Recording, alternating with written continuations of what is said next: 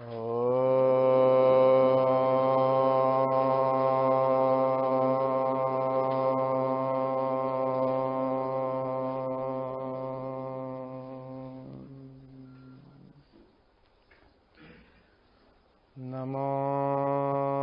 ब्रह्मादिभ्यो ब्रह्मविद्यासम्प्रदायकर्तृभ्यो वंशऋषिभ्यो महद्भ्यो नमो गुरुभ्यः सर्वोपप्लवरहितः प्रज्ञानघनः प्रत्यगर्थो ब्रह्मैवाहमस्मि ब्रह्मैवाहमस्मि। ॐ शान्ति शान्ति शान्ति। श्री सद्गुरु महाराज की जय। ओम नमो नारायणाय।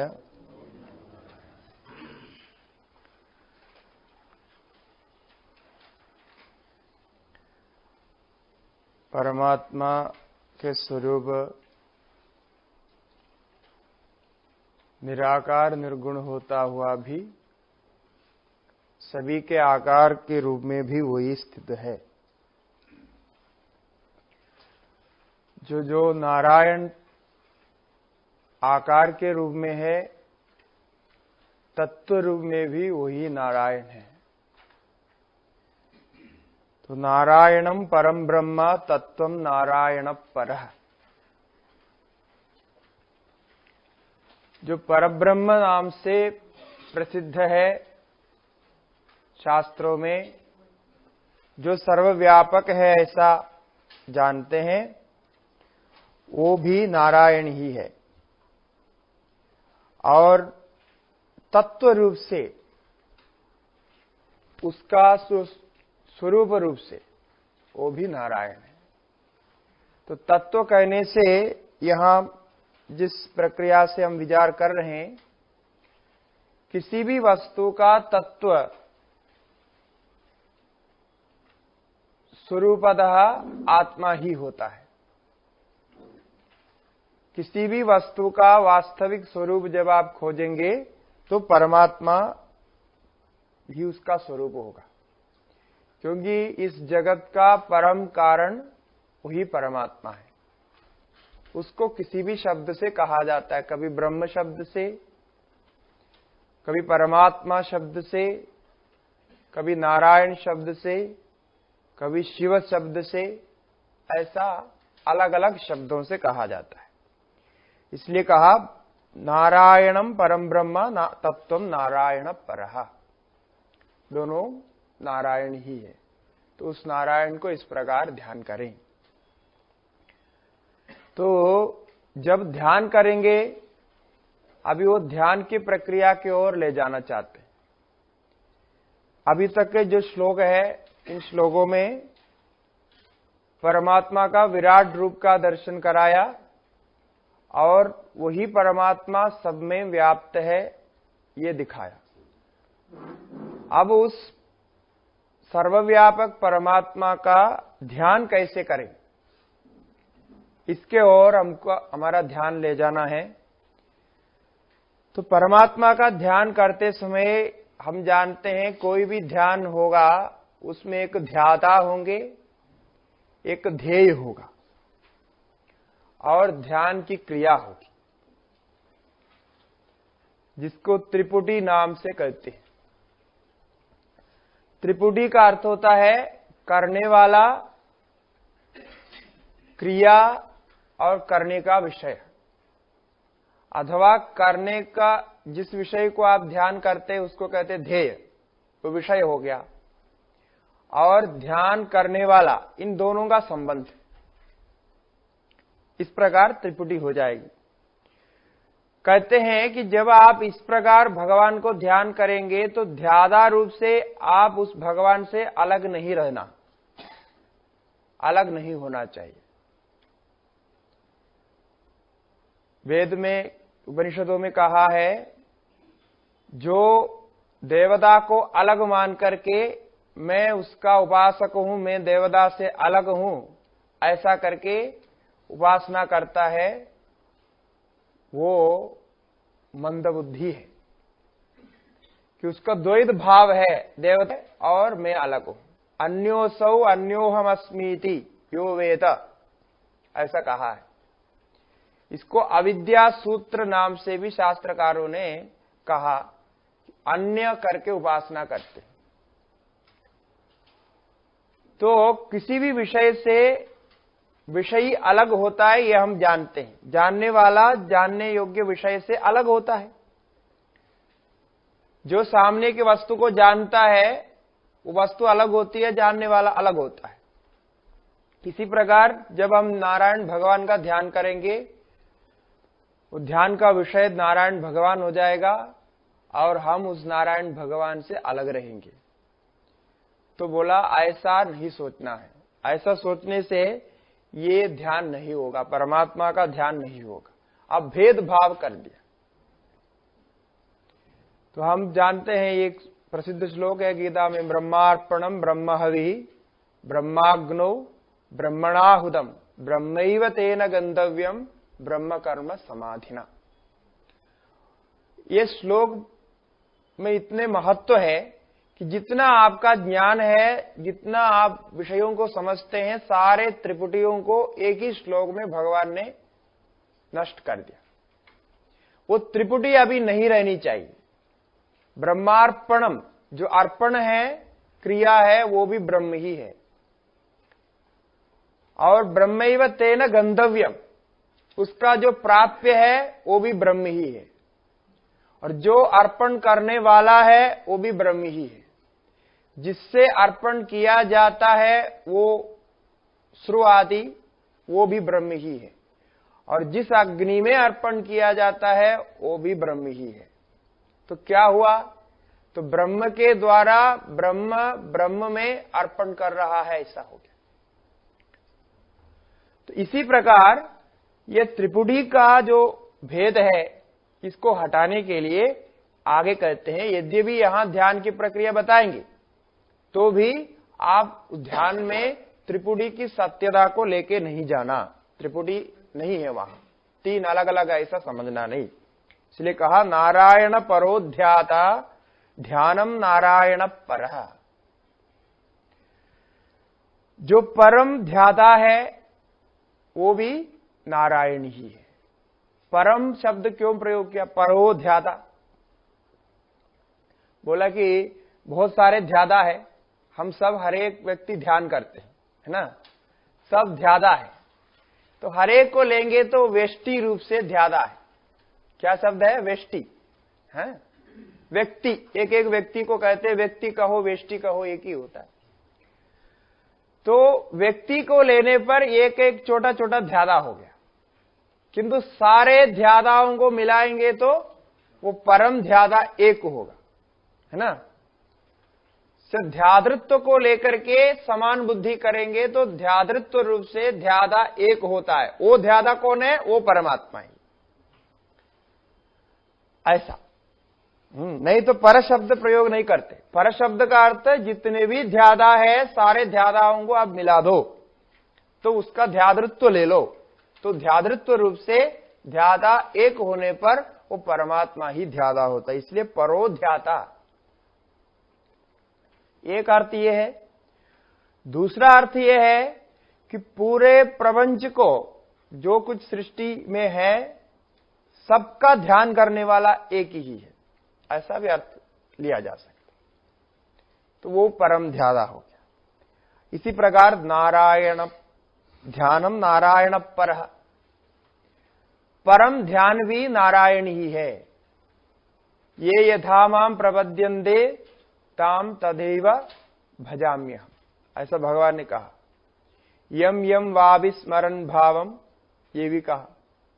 तो जिस जिस भाव को लेकर के आप ध्यान करेंगे उसका भी फल मैं ही देता हूं। जो जो देवता को आप ध्यान करेंगे उसका भी फल मैं ही देता हूं। तो जिस देवता को, जिस विषय को जैसा भी आप ध्यान करते हैं, वो ध्यान का परम रूप परमात्मा ही होता है। आपके इष्ट देवता अलग अलग हो जाए, इसमें कोई फर्क नहीं पड़ेगा। भगवान ने साफ कहा, मुझे ही इष्ट बनाना चाहिए, ऐसा नहीं कहा भगवान। अपने पंथ बनाने के कोई बात उन्होंने नहीं कही। उन्होंने क्या कहा, जो भी आप ध्यान करो, किंतु वो आत्मा का ही ध्यान होगा अंतत्वगत्वा, बीच में उसका आकार कुछ भी रहे। तो इस प्रकार से वो ध्यान भी परमात्मा का ही रूप होता है। और ध्यान परमात्मा का रूप और एक प्रक्रिया से भी समझा सकते हैं। ये एक योगिक प्रक्रिया है। देखिए, ध्यान कहां होता है? मन में होता है।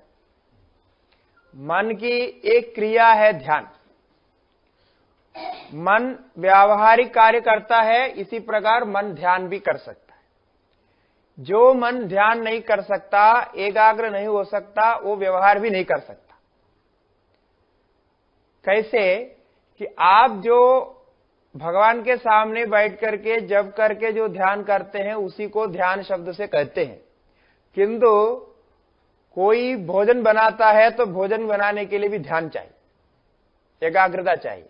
गाड़ी चलाता है, गाड़ी चलाने के लिए भी ध्यान चाहिए। कोई अध्ययन करता है तो उसके लिए भी ध्यान चाहिए। और कोई झाड़ू लगाता है, सफाई करता है, तो उसके लिए भी ध्यान चाहिए। ध्यान के बिना क्या हो सकता है? ध्यान के बिना कुछ नहीं हो सकता। इसलिए ध्यान के बारे में स्तुति आपको देखनी है तो छांदोग्य उपनिषद में है। छांदोग्य उपनिषद में 7वां अध्याय में ध्यान के बारे में बहुत बताया कि ध्यान के बिना कोई कार्य संभव नहीं। जिसका ध्यान नहीं होता वो कोई कार्य को पूरा सिद्ध नहीं कर सकता, बदलते जाएगा। तो ध्यान चाहिए। अब वो ध्यान होता कहां है? मन में होता है। मन की एक क्रिया हमने बताई कि मन किसके द्वारा काम करता है। मन को शक्ति कहां से प्राप्त होती है? मन में जो भी शक्ति है वो अंतर्यामी आत्मा से ही प्राप्त होता है। मन में दो शक्तियां रहती है, एक ज्ञान शक्ति, एक क्रिया शक्ति। मन के अंदर जो क्रिया शक्ति है वो प्राण से आई हुई है, इसलिए प्राणायाम आदि करने से मन ताकतवर हो जाता है, उसमें शक्ति मिलती है, फ्रेश हो जाता है। और उसमें जो ज्ञान शक्ति है वो आत्मा से आई हुई। तो क्रिया शक्ति, ज्ञान शक्ति जो मन में है, ये दोनों मिलकर के ध्यान होता है। ध्यान में भी कुछ क्रिया होती है और कुछ ज्ञान होता है। कोई विषय पर ध्यान करेंगे तो विषय का ज्ञान होगा, और ध्यान की जो प्रक्रिया है, आप निरंतर उसको चिंतन कर रहे हैं तो वो क्रिया ही भी हो गई। तो ये क्रिया कहां से? वो भी प्राण के द्वारा आत्मा से ही है। तो आत्मा से निकला हुआ प्राण रूप से स्थित होकर के मन को, इंद्रियों को काम कराता है। तो अभी मन के ध्यान की क्रिया को चलाने वाला भी वो आत्मा ही है। तो क्रिया शक्ति भी आत्मा से ही है और ज्ञान शक्ति भी आत्मा से है। तो मन में ध्यान होता है तो ध्यान में क्रिया शक्ति, ज्ञान शक्ति दो ही रहते हैं।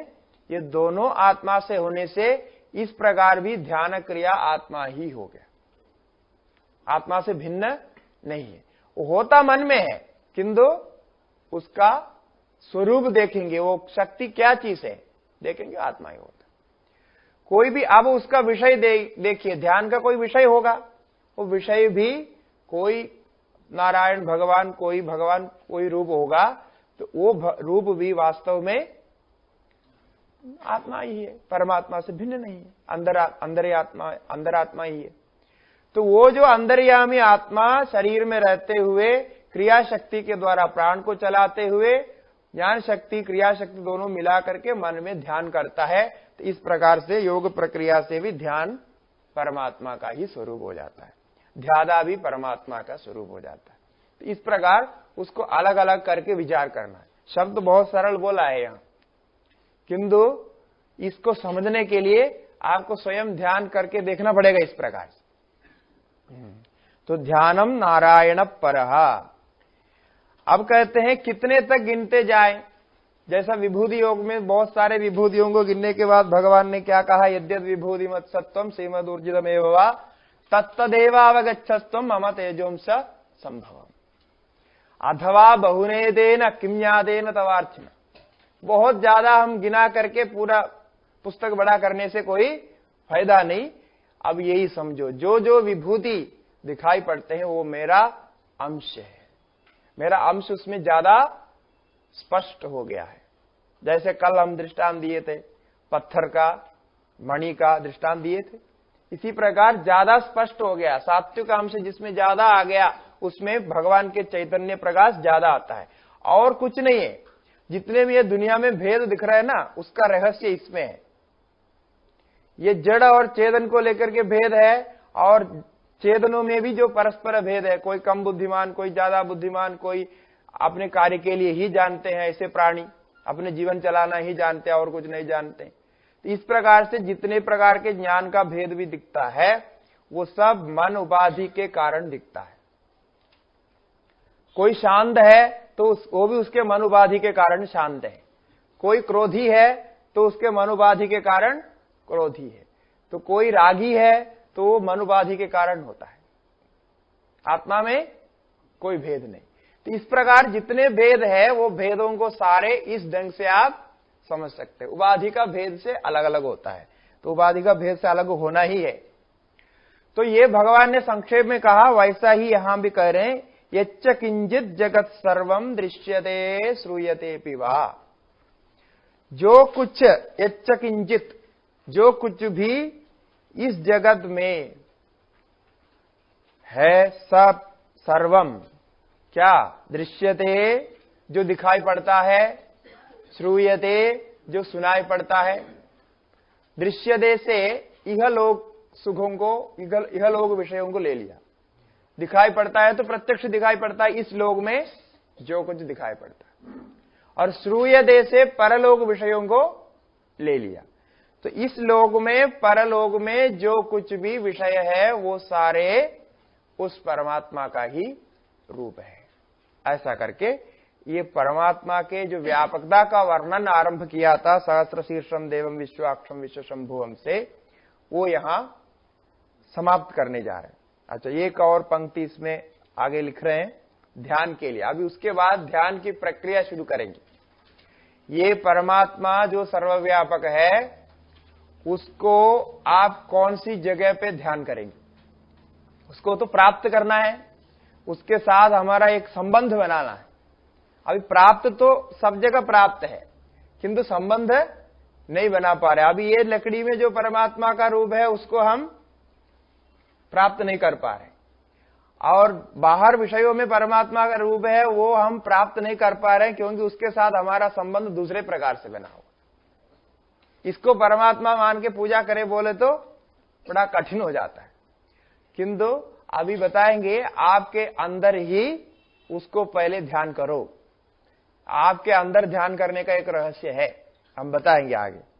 हाँ, तो बाहर जो कुछ भी है सब कुछ अभी परमात्मा का रूप है, ऐसा बोलने के बाद फिर अपने अंदर ध्यान करने के लिए हृदय आकाश में कैसा करना, हृदय आकाश में क्या क्या है चिंतन करना, सब विस्तार से बताएंगे। अंदर बहिश्च तत्सर्वं व्याप्य नारायण स्थितः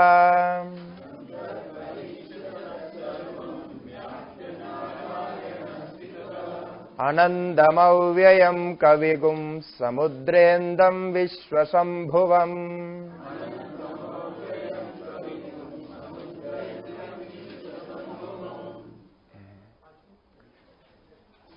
अंदर बहिश्च तत्सर्वं व्याप्य नारायण स्थितः, यही संक्षेप कर दिया। नारायण कहां कहां स्थित है? बोला अंधः, जो जो आप अंदर समझते हैं सबके अंदर भी वही व्याप्त है, और बहिश्च बाहर भी वही व्याप्त है। तत्सर्वम, बाहर अंदर जो कुछ विषय है उन सब विषयों में वो परमात्मा व्याप्त है। बाहर हम पंचभूतों को लेते हैं तो पंचभूत का जितने ही पांच भौतिक विषय है सब में वो परमात्मा ही व्याप्त है। और अंदर अभी बताया ध्यान आदि प्रक्रिया जो अंदर चलते हैं और मन में जितने भी विचार आता है वो भी सारे नारायण का ही रूप है। इसलिए सारे मिलाकर के कहा अंदर बहिश्च तत्सर्वम, अंदर बाहर सब कैसे व्याप्त होता है? आकाश जैसे व्याप्त है वैसा व्याप्त होता है। आकाश की व्याप्ति को जानना भी बड़ा कठिन होता है। आकाश का मतलब खाली जगह, खाली जगह, खाली जगह व्याप्त होता है, जहां खाली है वहां व्याप्त होता है, ऐसा सोचते हैं। किंतु जहां खाली नहीं है जो वस्तु है उसमें भी व्याप्त रहता है। आकाश के बिना कोई वस्तु हो नहीं सकती। आकाश में ही वस्तु स्थित रहेंगे, आकाश उसका अंदर भी रहेगा, आकाश उसका बाहर भी रहेगा। ये कैसे हैं? ये कैसे हैं? किसी को याद है? हर बार मैं बताया हूं, सब हर बार जब आया हर बार इसको बताया। आपको याद नहीं है लेकिन मेरे को याद है। जो कुछ आपको पहले कहा मैं वो मन में रख करके आगे कह रहा हूं, किंतु आप लोगों को तो याद नहीं है ना। बताया था? हाँ ठीक है, चलो एक तो कम से कम बोल दिया, बताया था। हाँ। कैसे है देखिए, अभी ये तो लोहा है ना, ये आकाश है कि नहीं है? है। कैसे? ये लोहा है, लोहा है, ये लोहा भी आकाश में ही है। ये लोहा के अंदर आप देखेंगे तो कण कण मिलेगा। लोहा बना हुआ है कण कण से, कोश से, अणु से बना हुआ है, छोटे छोटे अणु है। तो छोटे छोटे अणु है, जैसा आप समझ लो हमारे जो ऐसा क्या राई है ये सब होता है, उतने उससे भी छोटा ले लो, अणु को ले लो जो दिखाई पड़ेगा। तो उतने छोटे छोटे कणों से बना हुआ है। एक एक कण अपना परिच्छेद को रखता है, अपना गोलाकार को है उसका। वो गोलाकार वाला कण है, जैसा आप एक बॉल को एक जगह रखने के लिए, बॉल को रखने के लिए जगह चाहिए ना, इसी प्रकार ये छोटे छोटे जो कण होते हैं उसको रहने के लिए भी स्पेस चाहिए। स्पेस, जगह के बिना वो रह नहीं सकेगा। अभी एक जुड़ गया, दूसरा जुड़ गया, इतने घनिष्ठ जुड़ गया कि दोनों का अंदर दिखाई नहीं पड़ता आपको। तीसरा जुड़ गया, चौथा जुड़ गया, सब जुड़ करके ये बनता है। और उसका जितना घनिष्ठ संबंध होगा उतना वो मजबूत दिखाई पड़ेगा। जितना उसका लचीला संबंध होगा, मुलायम संबंध होगा, उतना वो कमजोर दिखाई पड़ेगा, मुड़ेगा। ये कैसे मालूम पड़ता है? इन्होंने युक्ति बताया, जो चीज को तोड़ा जा सकता है, जो चीज टूटती है, अब ये लोहा टूटेगी नहीं टूटेगी? टूटती है। इसको सही से पीटा जाए तो दो टुकड़ा हो जाएगी। अब दो टुकड़ा होने के बाद आप देखना, आपको पता चलेगा ये दो टुकड़े में जुड़ा हुआ था, अब वो वहीं से टूट गया। तो दो टुकड़ा जुड़ जाता है, यदि टूटता है तो इसका मतलब दोनों टुकड़े के बीच में खाली जगह थी। वो खाली जगह रहने से ही वो जुड़ा था और खाली जगह रहने से ही वो टूटा था। ये न्याय शास्त्र में इसको स्पष्ट रूप से बताया। अब देखिए, ये पुस्तक में क्यों इधर रख सकता हूं? क्योंकि ये पुस्तक और मेज के बीच में खाली जगह है, इसलिए मैं इधर रख रहा हूं उसको। तो जब रखने के बाद देखता हूं तो वो दोनों जुड़ गया, किंतु इसका जो जोड़ है, संबंध है, ये घनिष्ठ नहीं है, मुलायम है, ये एकदम मिला हुआ नहीं है। इसलिए इसको आसानी से आप अलग कर सकते हैं।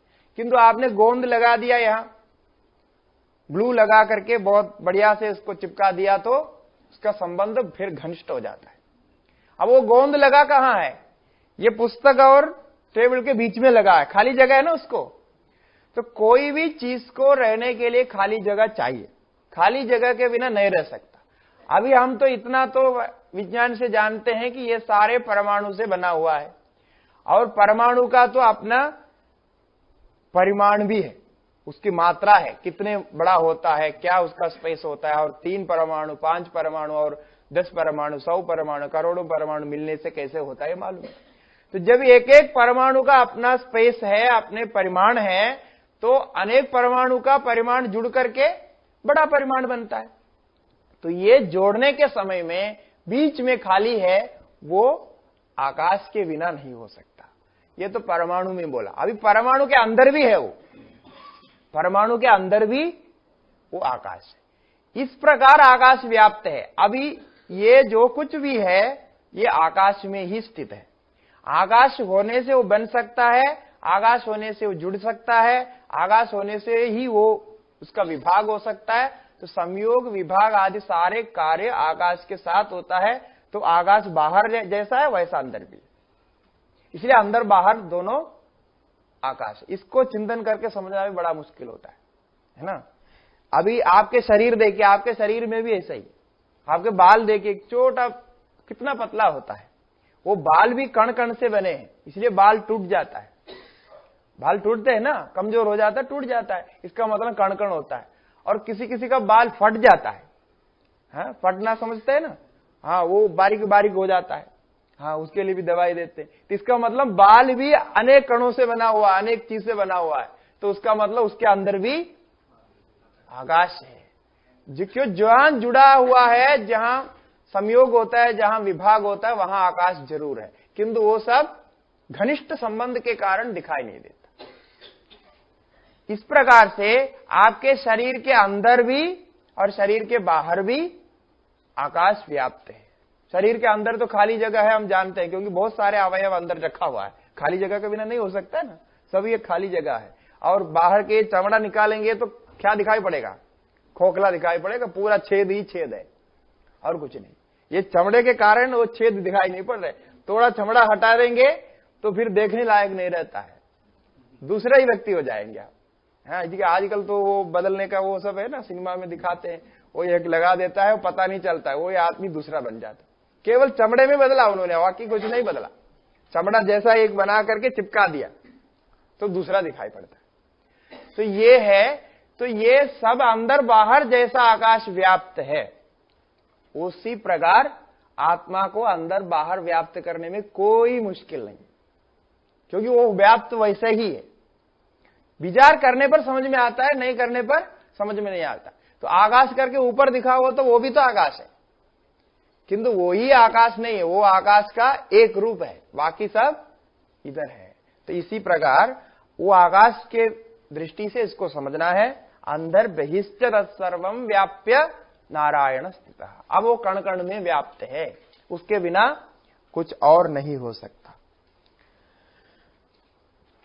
अनंदम अव्ययम कविगुम समुद्रेंदम विश्वसंभुवम, वो उसका अंत नहीं होता। अंत किसका होता है, जिसका जन्म होता है उसका अंत होता है। जादस्य ही ध्रुवो मृत्यु, जिसका जन्म होता है उसी का अंत होता है। और अंत भी अलग अलग हिसाब में होता है। हिसाब का मतलब आप अंध को तुलनात्मक रूप से ही समझ सकते। जिस वस्तु का भी अंध होता है दूसरे से तुलना करके उसको हम अंध समझते। अभी घड़ हमने बनाया, 2 दिन पहले घड़ को बनाया और 2 दिन बाद में वो टूट गया, तो 4 दिन हो गया। तो 4 दिन को हिसाब करके पहले घड़ नहीं था, 4 दिन पहले घड़ उत्पन्न हो गया, अब 4 दिन के बाद वो नष्ट हो गया, ऐसा कहते। अव्यक्त से आता है, अव्यक्त के ओर जाता है, बीच में केवल दर्शन मात्र होता है। वो दर्शन को हम सृष्टि मानते हैं, है मानते। भगवान ने गीता में 2 अध्याय में कहा ना, अव्यक्तादीनि भूतानि व्यक्त मध्यानि भारत अव्यक्त निधनान्येव तत्र का परिदेवन। हमारे वेदांत में अंध की व्याख्या यही है कि पहले वो दिखाई नहीं पड़ता था व्यक्त रूप में, घड़ रूप में दिखाई नहीं पड़ता था, किंतु वो था किस रूप में, मिट्टी के रूप में था। अव्यक्तादीनि, और बीच में व्यक्त मध्यानि, बीच में वो प्रकट हो गया, घड़ के रूप में अपना दिखाने लग गए, घड़ के रूप में अपने व्यवहार दिखाया, बाद में फिर अव्यक्त में चला गया। अव्यक्त निधनान्य, अव्यक्त में निधन हो गया उसका। तो वास्तव में उसका अंत हुआ है, नहीं हुआ? वास्तव में उसका अंत नहीं हुआ।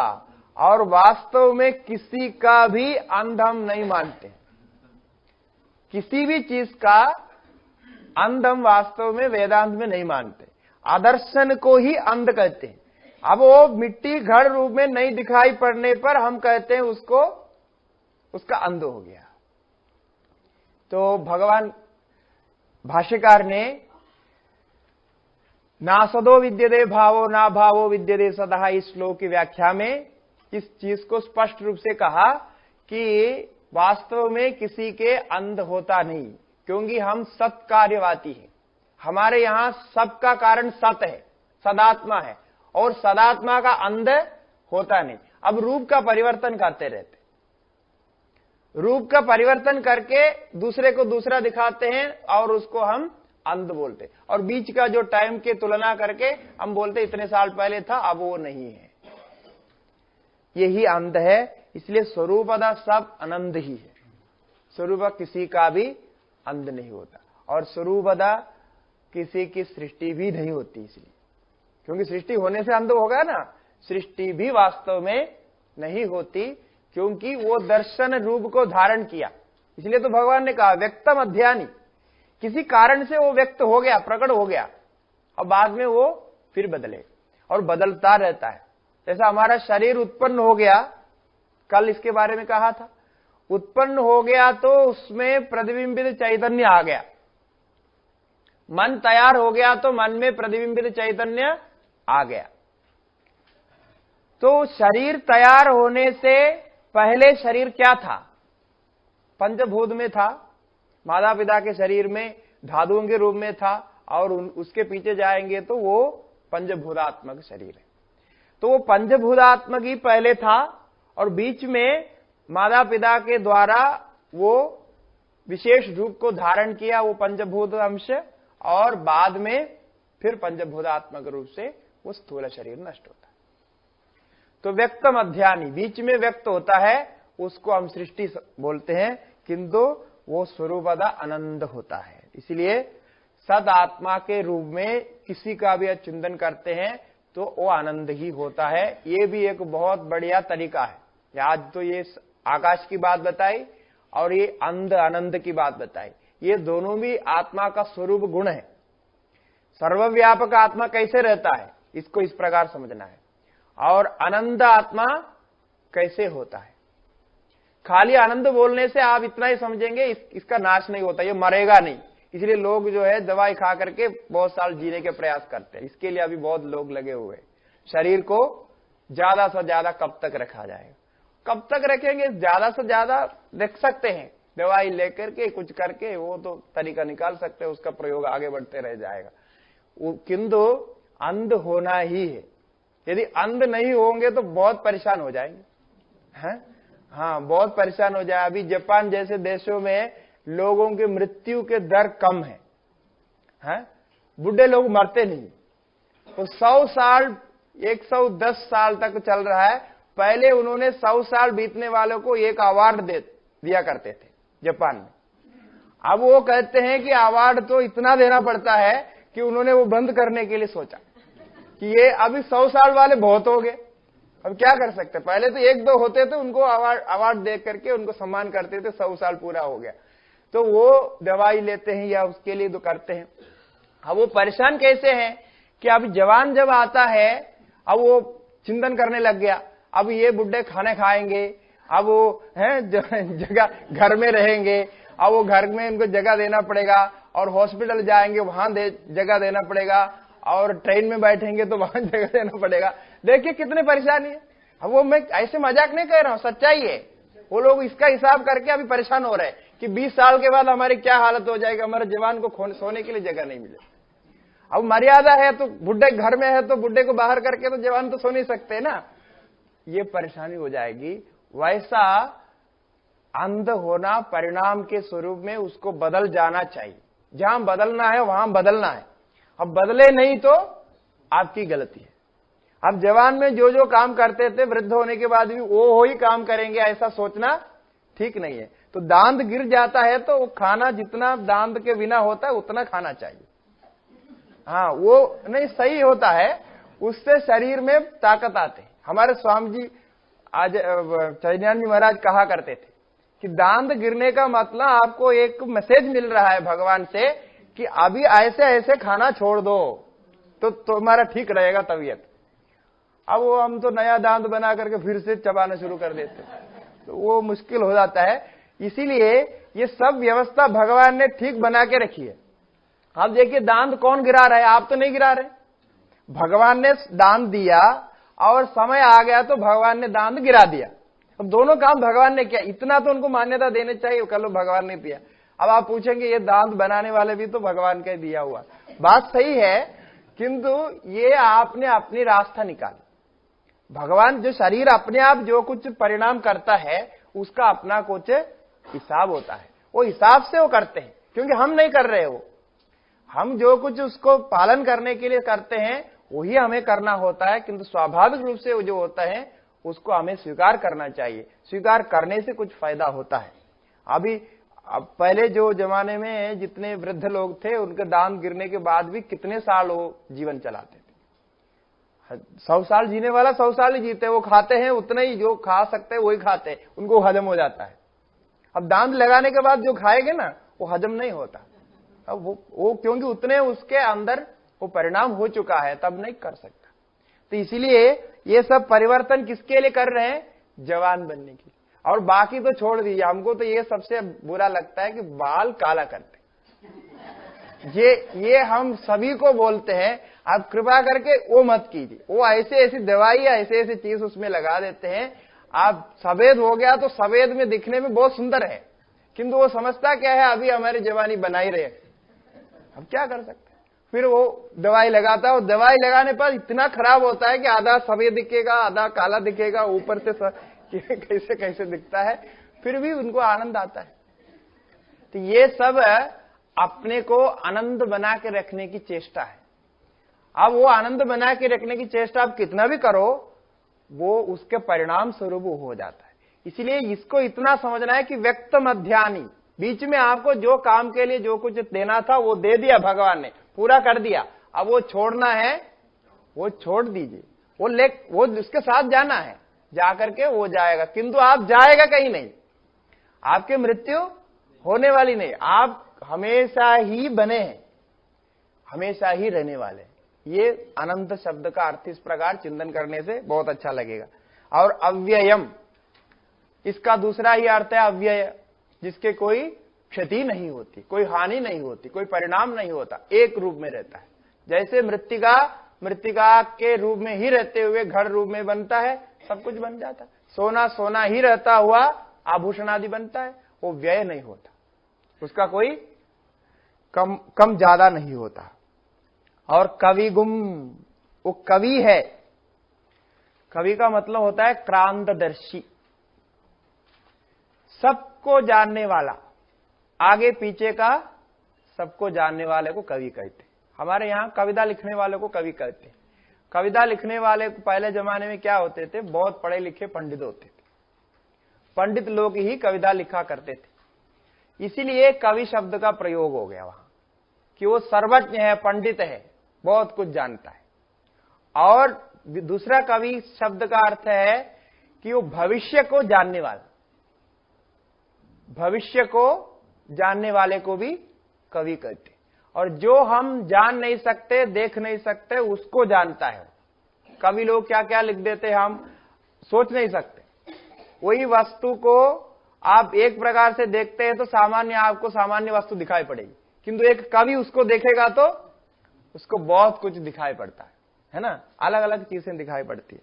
तो यही उनका कवित्व है। हाँ, एक बहुत बड़े कवि हुए, कुमार नाशान करके एक कवि हुए, उन्होंने एक पूरे बड़े इतने मोटे से एक कविता ग्रंथ लिखे हैं, केवल एक सूखे फूल को लेकर के। एक फूल है, गुलाब के फूल समझिए, वो 2-4 दिन रहा, उसके बाद सूख करके वो गिर गया, उतना ही है उसमें विषय, उसको लेकर के उतने पूरे उन्होंने काव्य लिखा। हम क्या करते हैं, सूखा फूल है तो उसको साफ करके निकाल देते, उनको क्या क्या दिखाई पड़ा उसमें, वो सब लिखा है। तो काव्य होता है ऐसा ही, उनको दिखाई पड़ता है, वो भगवान का देन होता है, प्रतिभा होती है। किंतु यहां कवि शब्द का अर्थ सर्वज्ञ है, सबको जानता है। सभी अभी कौन विचार कर रहे हैं, आगे कौन सा विचार करेगा, सब कुछ वो जानता है। समुद्रेन्दम विश्वशंभुवम, और वो समुद्र में उसके स्थिति होती है। समुद्रे अंतम विश्वशंभुवम, विश्वशंभुवम शब्द पहले भी आया था, पहले पंक्ति में भी है। सारे विश्व को सुख देने वाला। और समुद्रे अंतम, समुद्र में उसके स्थिति होती है। और समुद्र शब्द का अर्थ क्या है? समुद्र शब्द का अर्थ बृहदारण्यकोपनिषद में परमात्मा ऐसा किया है, समुद्रो योनिः। बृहदारण्यकोपनिषद के प्रथम अध्याय के प्रथम ब्राह्मण के द्वितीय मंत्र के अंत में ये समुद्र शब्द को ऐसा अर्थ किया, परमात्मा अर्थ किया। क्योंकि परमात्मा का जो व्यापक और निर्मल अविचल जो गुण है, ये समुद्र में दिखाई पड़ा, इसलिए समुद्र का दृष्टांत देते हैं। इस प्रकार समुद्रे अंदम, ये कहा कि सबको समुद्र हरण कर लेता है, किंतु जो जितने नदियां समुद्र में जाके मिलते हैं, जितने बारिश के पानी समुद्र में जाके मिलते हैं, समुद्र में जाने के बाद उस पानी का नाम रूप सब नष्ट हो जाता है। पानी का अपना जो स्वरूप है नष्ट हो जाता है, दूसरा वो समुद्र रूप ही हो जाता है। ये एक समुद्र का बड़ा विलक्षण गुण है। इसको लेकर के समुद्र शब्द का प्रयोग किया है। समुद्रेन्दम विश्व शंभुवम, और विश्व को सब सुख देने वाला नारायण है। अब इसके आगे एक पंक्ति होनी चाहिए थी, वो नहीं है, उसको हमको समझना है यहां तक। ऐसे जो नारायण है, आनंदम अव्ययम कविगुम समुद्रेयंतम विश्वशंभुवम नारायणम ध्यायेत, ऐसे नारायण भगवान का ध्यान करें। ये नहीं है वहां, अभी आगे ध्यान की प्रक्रिया बता रहे। इस प्रकार स्वरूप वाला जो भगवान होगा, उस भगवान को ध्यान करें। अभी तक जितने यहां तक बताए, ये क्या हुआ? वो ध्यान करने के लिए जो स्वरूप है भगवान का, उस स्वरूप का वर्णन किया। किस किस प्रकार का स्वरूप का भगवान का ध्यान करना चाहिए, एक एक शब्द में पूरे परमात्मा का स्वरूप का वर्णन है। अब ध्यान करना है। ध्यान, भगवान का ध्यान हम किसी भी विषय पर कर सकते हैं, क्योंकि अभी सर्वत्र वही व्यापक है, किसी भी विषय पर कर सकते। किंतु बाहर के विषयों में जब हम ध्यान करेंगे और अपने अंदर ध्यान करेंगे, दोनों में थोड़ा अंतर होता है। बाहर आपने एक मूर्ति को रखा, एक स्थान में एक मूर्ति की स्थापना की, और सुबह उठ करके वो मूर्ति के पास जाके बैठा और पूजा पाठ किया, फिर मूर्ति को देख करके भगवान है ऐसा ध्यान किया, थोड़ी देर बैठा फिर चला गया। जैसे ही वो स्थान से बाहर आ जाते हैं तो आपके वो जो ध्यान के संबंध है वहां टूट जाता है, फिर वो मूर्ति वहां नहीं है ना। तो इसीलिए सब जगह आपको मूर्ति को रखना पड़ता है। ऐसा करते हैं लोग, जहां जहां भगवान की मूर्ति नहीं है वहां रखते हैं, क्योंकि उनको ध्यान करने के लिए मूर्ति सामने चाहिए। तो ये अनिश्चित होता है, अनित्य होता है ये ध्यान, क्योंकि आप मूर्ति के सहारे ध्यान कर रहे हैं। तो जब आपके सामने मूर्ति रहेगी तब आप ध्यान कर सकते। ये बिल्कुल स्थूल प्रकार के ध्यान है, स्थूल प्रकार की उपासना। उपासना का मतलब हमेशा उस भगवान के साथ संबंध बनाए रखना, जिस उपास्य को आप मानते हैं उस उपासना मूर्ति के साथ तैल धारावत संबंध बनाए रखना। अब वो संभव नहीं है, जब जब मूर्ति दिखाई पड़ेगी, जब मूर्ति के सामने जाएंगे तभी हो सकता, बाकी समय नहीं हो सकता। किंतु अब इससे थोड़ा ऊपर स्थिति में है, उस मूर्ति को मन में ध्यान करें। दूसरे स्टेप, जो मूर्ति आप अपने पूजा रूम में रखें उसको ध्यान करते हुए उसको मन में ग्रहण करना। अब आंख बंद करें तो वो पूजा में रहने वाली जो मूर्ति है हमारे सामने आ जाए, मन में आ जाए। ये भी कठिन होता है, अभ्यास करना पड़ता है, इसके बिना नहीं होगा। तो ऐसा होने पर यह फायदा है कि जहां जहां आपको मौका मिले वो ऐसा आंख बंद करेंगे तो मूर्ति सामने आ जाएगा, वहां ध्यान कर सकते। ये मानसिक मूर्ति हो।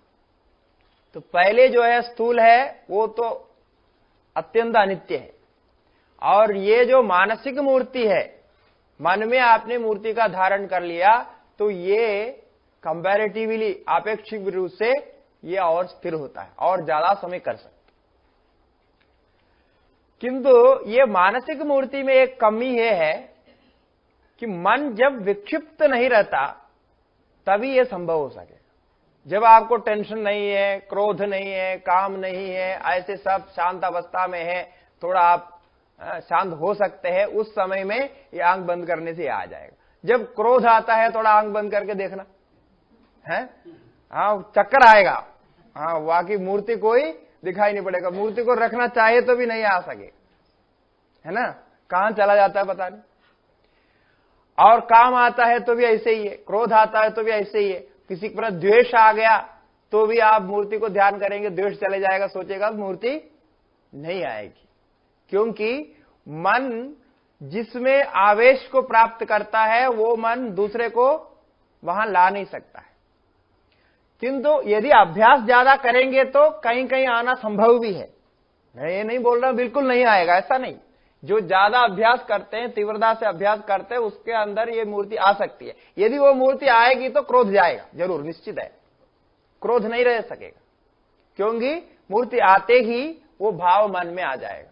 खाली मूर्ति नहीं आएगा, मूर्ति के साथ जो भाव है वो भी आएगा, तभी मन उसको ग्रहण करेंगे ना, इसीलिए क्रोध चला जाएगा। ये एक क्रोध काम आदि से मुक्त होने के लिए एक टेक्निक है, एक तरीका है। इस प्रकार से ध्यान करें तो हो सकता है। और कुछ भी नहीं है तो जब क्रोध आता है थोड़ा आंख बंद करके 2 बार प्राणायाम करें, दीर्घ श्वास लें, तब भी क्रोध चला जाता है। क्योंकि वो ध्यान चले गए ना दूसरी जगह, तो मन वो भाव को बदल दे। क्योंकि ये काम क्रोध लोभ सब ही मन के भाव है, मन थोड़ा बदल दिया तो वो बदल जाता है। किंतु फिर भी एक कमी है इसमें कि इसमें उतना प्रेम नहीं हो पाता जितना हम अपने से प्रेम करते। ये कमी है। ये इसलिए आत्मा को ध्यान करने के लिए जब कहते हैं तो वो बाहर विषय को छोड़ने के लिए इसलिए कहते हैं क्योंकि बाहर विषय सारे प्रेम के आस्पद है, किंतु हमसे ज्यादा प्रेम उसको हम नहीं दे सकते, है ना।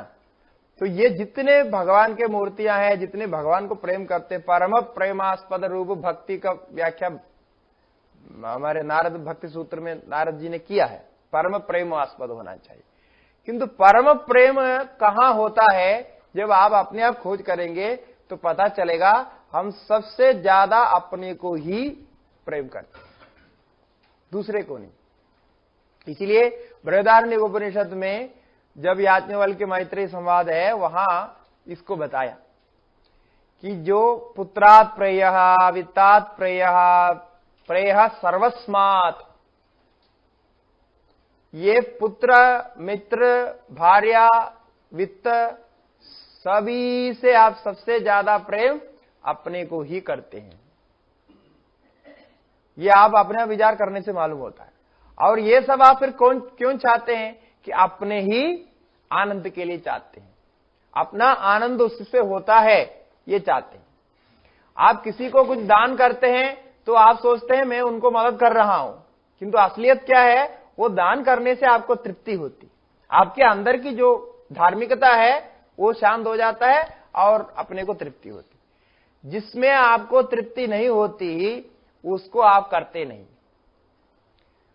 रसहुम ये अयम लब्ध्वा आनंदी भवति को ही अन्यात् कप प्राण्यात् या येषा आकाशो आनंदो न स्यात्।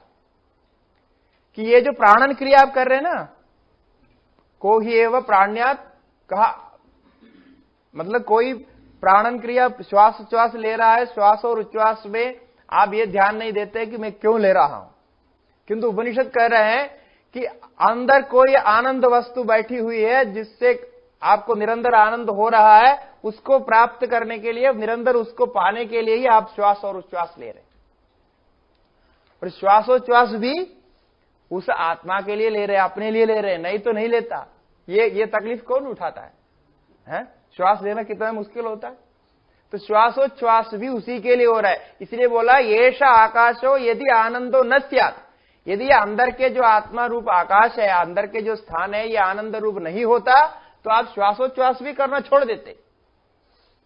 इसलिए कहने का तात्पर्य है कि जो कुछ आप कर रहे हैं कुल मिला के आप देखिए अपने लिए कर रहे हैं, अपने लिए माने आत्मा के लिए, और हम दूसरे को उसके निमित्त बनाते हैं, दूसरे को उपाधि बनाते हैं। इसलिए हमारे पुराणों में क्या, शास्त्रों में दान देने वाले से ज्यादा दान लेने वाले को महत्व दिया, क्योंकि वो दान लेने वाला सही व्यक्ति होगा तो ही दान दाता को वो सही आनंद मिलेगा। इसलिए वो उसके ऊपर डिपेंड हो गया ना, तो इसीलिए वो ज्यादा महत्व रखता है। इस प्रकार से जो कुछ आप करते हैं वो अपने लिए करते हैं। तो अब जो वस्तु को आप ध्यान कर रहे हैं वो परम प्रेमास्पद होना चाहिए। तो परम प्रेमास्पद होना चाहिए तो वो अपना ही रूप में अंदर ही ध्यान करना पड़े, उसको अंदर ही रखना पड़े। अब अंदर रखने से फायदा क्या है, कभी भी आप उसके ऊपर ध्यान कर सकते हैं, क्योंकि हमेशा वो आपके साथ रहता है। हमेशा आप तो आपके साथ ही रहेंगे ना, आपसे अलग तो होगा नहीं। इसलिए भगवान ने कहा कि मुझे कैसे ध्यान करो, प्रत्यगात्म रूप से ध्यान करो। हाँ, कहां कहा है, भोक्तारम यज्ञ तपसाम सर्वलोक महेश्वरम सुहृदम सर्वभूतानाम ज्ञात्वा माम शांति मुच्छति। वहां नहीं, 14 अध्याय के अंत में कहा।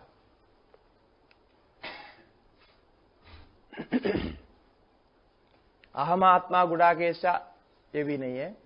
हाँ, अंत में भगवान ये कहते हैं कि जो ब्रह्म है सर्वव्यापक है ऐसा, और वो सर्वव्यापक ब्रह्म किस रूप में है, कैसे है करके आप ध्यान करना चाहिए कि प्रत्यगात्मा है, अहम करके आत्म रूप से उसको ध्यान करना चाहिए। इसमें आपका परम प्रेमास्पदत्व भी रहेगा, आपके साथ नित्य संबंध भी उसका रहेगा, सब कुछ रहेगा। तो इसीलिए अब उस दृष्टि से यहां वो परमात्मा को ध्यान करना है, अपने आत्मा को अभी ध्यान करना है।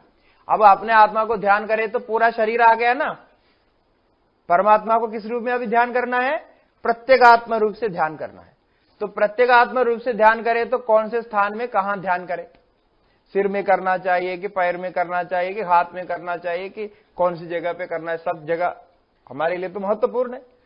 तो कौन सी जगह ठीक रहेगी, अब उसका विचार करना है कि कौन सी जगह में कैसे आप अपने अंदर उस परमात्मा को ध्यान कर सकते हैं। हाँ, ब्रह्मणो ही प्रतिष्ठा हम अमृतस्य अव्ययस्य च शाश्वतस्य च धर्मस्य श्रुतस्य एकांतिकस्य। ये भगवान ने कहा, ब्रह्मणो ही प्रतिष्ठा अहम, वो जो व्यापक ब्रह्म है उसकी प्रतिष्ठा, उसका आश्रय वो कहां रहता है, उसका पता कहां है, अहम। ये प्रत्यगात्मा, वहां भाष्यकार स्पष्ट रूप से लिखते हैं कि वो ब्रह्म की प्रतिष्ठा अहम को कर रहे हैं। यहां तो हम उल्टा समझ रहे, अहम की प्रतिष्ठा ब्रह्म में है समझ रहे। भगवान बोल रहे वो जो व्यापक ब्रह्म है वो कहीं प्रतिष्ठित है तो आत्म रूप में प्रतिष्ठित है। नारद जी को सनत कुमार जी भी यही बताते हैं, वो भूमा जो ब्रह्म है वो कहां प्रतिष्ठित है, बोला तो स्वे महिमनी, अपने महिमा में प्रतिष्ठित है, अपने स्वरूप में ही वो प्रतिष्ठित है। इसलिए ब्रह्मणो ही प्रतिष्ठा हम अमृतस्य अव्ययस्य च शाश्वतस्य च धर्मस्य सुखस्य एकांतस्य। तो ये सुख स्वरूप जो ब्रह्म है वो आत्म रूप से ही उसको ध्यान करना चाहिए। इसलिए जो जो ज्ञानी अपने स्वरूप को प्राप्त किया वो अहम रूप से ही उसको प्राप्त किया, और अहम रूप से ही वो प्राप्त कर सकते हैं। इसलिए अनुभव वाक्य सुबह हमने बताया, अनुभव वाक्य है अहम ब्रह्मास्मि, वो उसी में प्रतिष्ठित है। इसलिए अब वो प्रतिष्ठित होने से वहां उसको ध्यान करना है, कोई स्थान विशेष चाहिए तो स्थान विशेष का वर्णन आगे करते। पद्मकोश प्रतीकाश्यगुम हृदयं चाप्यधोमुखम्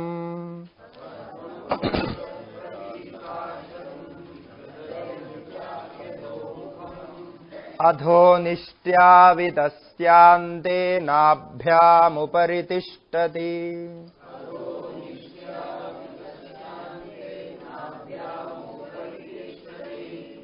कहते हैं पद्मकोश प्रतीकाश्यगुम हृदयं चापि अधोमुखम।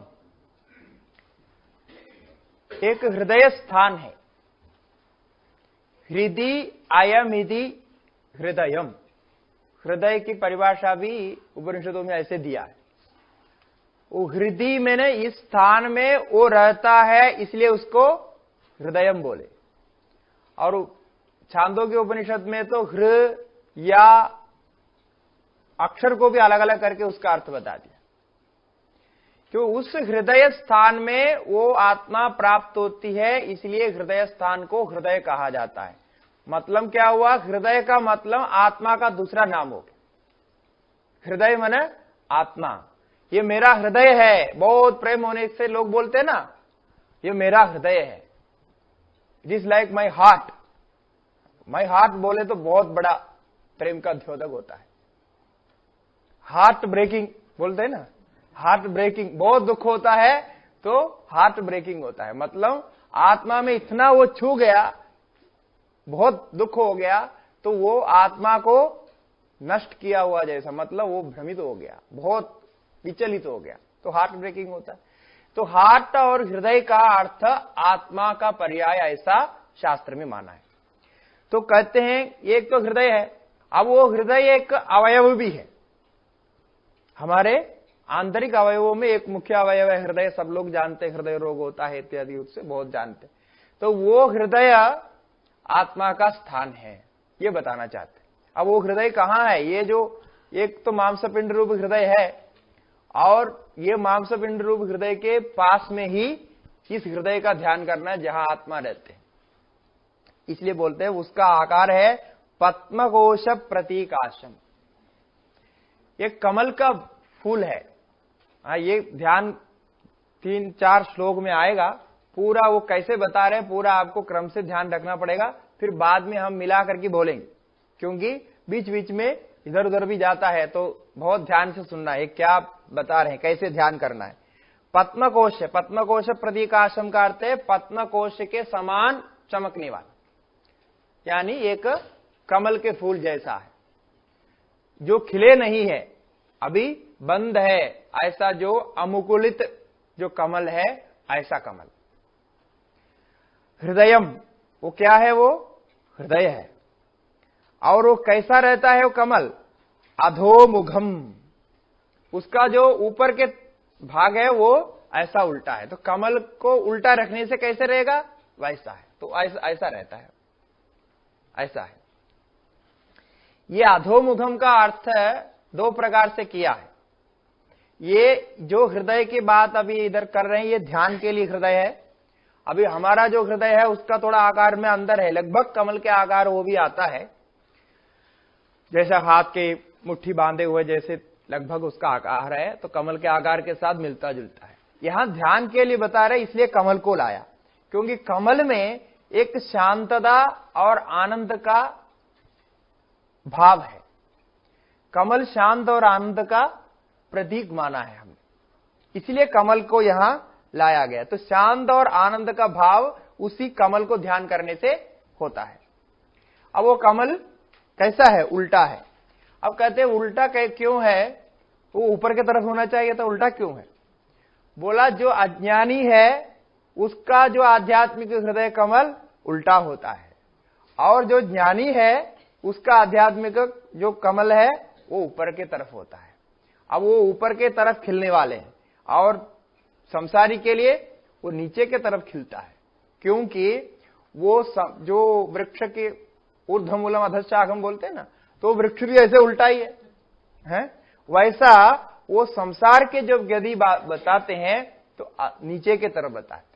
अभी ये ध्यान अवस्था में हमें यहां जो कमल का ध्यान करना है, इसके अनुसार वो अधोमुख है, क्योंकि अभी हम आध्यात्म की शुरुआत कर रहे हैं, वो भगवान को इधर ध्यान करने के प्रयास कर रहे हैं, इसलिए कहा हृदयम चापी अधोमुखम।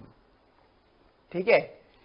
उसके बाद हैं कि ये कहां रहता है, कौन से स्थान में होता है, कितने नापतोल है इसको? तो बोलते हैं अधो निष्ट्या विदस्यांते नाभ्याम उपरि तिष्ठति। उसको ध्यान करने का स्थान कहां है बताना है। बोला कंठ से विदस्ति पर्यंत नीचे आना है। विदस्ति एक मात्रा होती है, लगभग इससे इतना आएगा, इधर से इधर तक का, इधर से इधर तक की जो मात्रा है नाप है, उसको विदस्ती कहते। तो इधर से आप इतना नापेंगे नीचे तक, कंठ से नीचे तक, तो ये इधर आएगा, हृदय का भाग बीच भाग में आएगा। तो ये विदस्ती, एक विदस्ती मात्रा नीचे। अधो निष्ठ्या, निष्ठ्या माने कंठ के जो कूप है यहां, इसी को निष्ठ्य कहते हैं। इसके नीचे विदस्यांते, उसके अंत में, उसके आगे। और नाभ्याम उपरि तिष्ठति, और नाभि से भी, हम आप अपने अपने जो नाभि होंगे वो नाभि से भी एक विदस्ती ऊपर गिनना है, तो आपको बिल्कुल अपने थड़ के बीच भाग मिल जाए। तो नीचे से, ऊपर से एक विदस्ती और नीचे से वो। अब सबका अपने अपने हाथ के हिसाब से होता है वो, इसलिए वो अपने अपने हाथ के हिसाब से करना। इसको स्थान बताए, उस स्थान में इसको ध्यान करना है, ये कमल का ध्यान उसी स्थान में करना है। तो अधो निष्ठ्या विदस्या, निष्ठ्या अधः विदस्य अंधे नाभ्या उपरि, नाभि के ऊपर उतने ही मात्रा में तिष्ठति, वो रहता है, वो कमल वहां रहता है। अब वो कमल कैसे है, तो वो क्या रंग में चमकता है, कैसे चमकता है, कैसे उसका ध्यान करेंगे, हैं? ज्वालमालाकुलं भाति विश्वस्यायतनं महत्,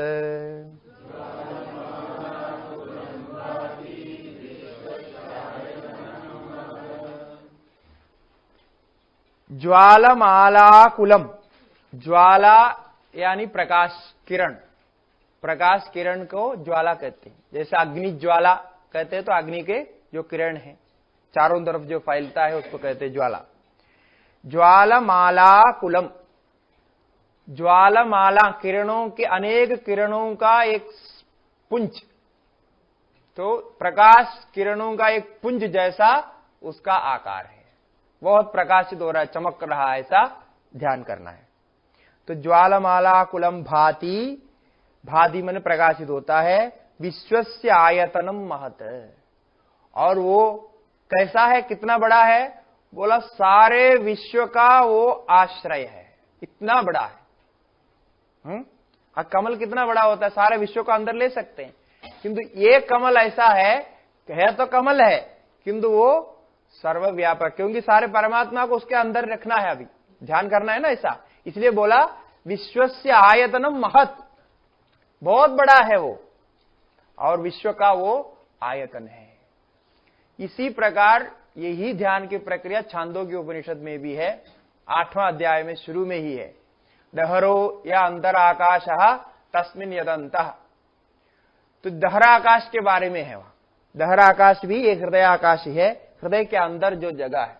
तो वहां पूछा ये हृदय के अंदर जो दहरा आकाश है, दहर मन छोटा सा जगह, आपने बताया वो कितना बड़ा कितना होता है, बोला यावान वो अयम आकाश है तावान अंदर हृदय आकाश, जितना बड़ा ये बाहर का आकाश है ना, उतना ही बड़ा ये दहरा आकाश अंदर भी है।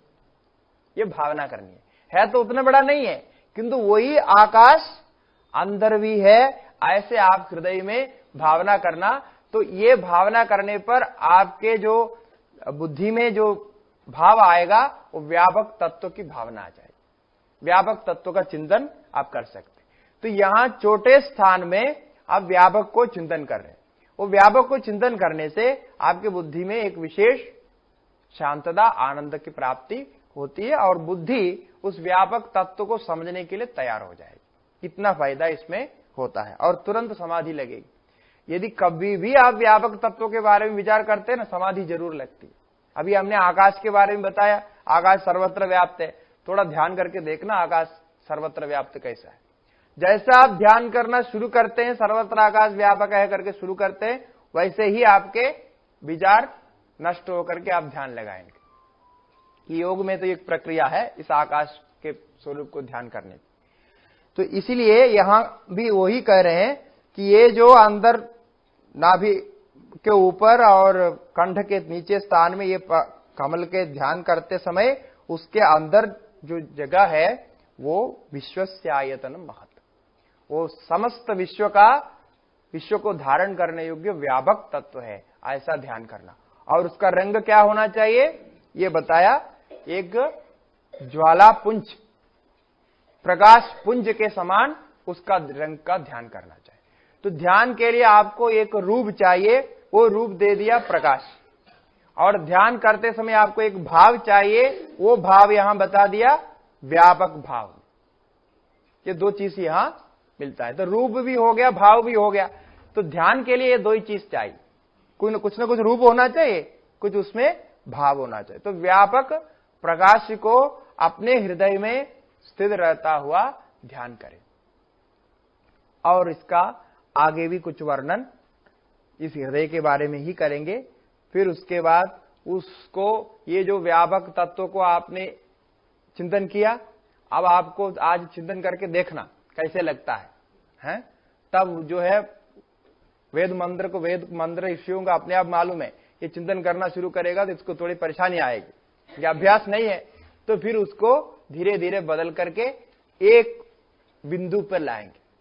और वो बिंदु भी ऐसी बिंदु है, दिखाई भी दे रहे हैं, ध्यान में आ भी रहा है, नहीं भी आ रहा, ऐसे एक बिंदु पर लाके उसको खड़ा करेंगे। जैसे सुई होते हैं, सुई के जो नोचीला भाग होता है ऊपर के तरफ, उसके ऊपर, सबसे उसके ऊपर एक प्रकाश किरण रहेगा तो कैसे प्रतिबिंबित होगा, उसका जैसा आप ध्यान करते हैं वैसा ध्यान करने के लिए आगे बताएंगे। क्योंकि इसमें दो चीज अभी आज बताया, रूप और भाव। व्यापक भाव में, प्रकाश रूप में, उस हृदय में उसको ध्यान करना है। फिर आगे कल देखेंगे।